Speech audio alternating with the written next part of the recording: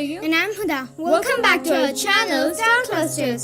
सरयू, मेरी एक दोस्त मुझसे पूछ रही थी कि इस दुनिया में कई सारे मजहब हैं, जैसे हिंदू, मुस्लिम, क्रिश्चियन, जैन। इनमें से तुम कौन हो? तब मैंने कहा कि मैं मुस्लिम हूँ। हाँ हुदा, वो तो तुम हो। फिर उसने मुझसे सवाल किया कि मुस्लिम का मतलब क्या होता है और क्या हर एक शख्स जो कलमा पढ़ता है वो मुस्लिम है। मैंने थोड़ी देर सोचा, फिर मुझे समझ आया कि मुझे मुस्लिम का असली मतलब नहीं पता। तब मैंने उसको कल मिलने के लिए कहा। तो अब क्या तुम मुझे बता सकती हो कि मुस्लिम का मतलब क्या होता है? हाँ, क्यों नहीं हुदा।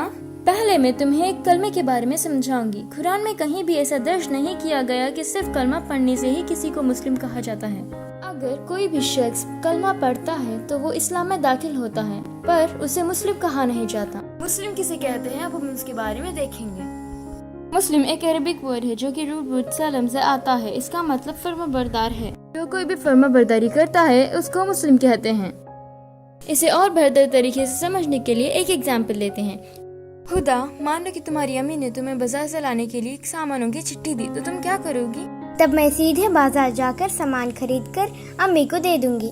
तो तुमने अपनी अम्मी की बात सुनकर उनकी फर्माबरदारी की। तो इसी तरह अगर तुम देखो, सूरज, चांद, जमीन, समंदर, पेड़, ये सब अल्लाह के फरमानों की इत्तात करते हैं।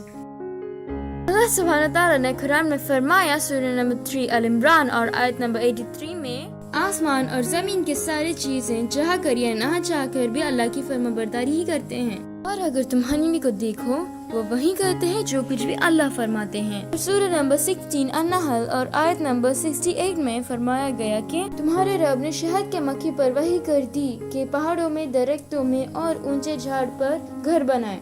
तो इससे हम ये कह सकते हैं कि जो कोई भी अल्लाह के फरमानों को सुनता है और इताअत करता है वो मुस्लिम है। तो क्या इसका मतलब जो कोई भी अल्लाह की फर्माबरदारी नहीं करते वो मुस्लिम नहीं?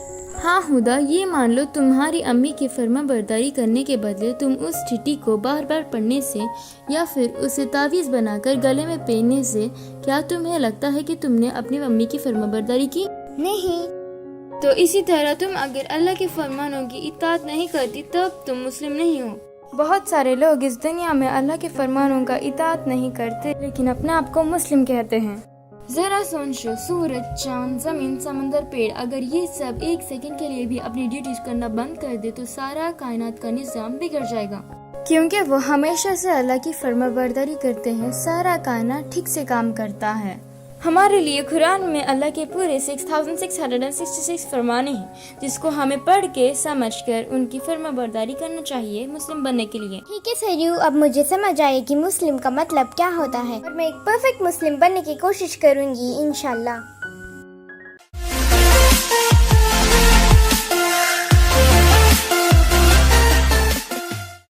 So please like, share and subscribe our channel.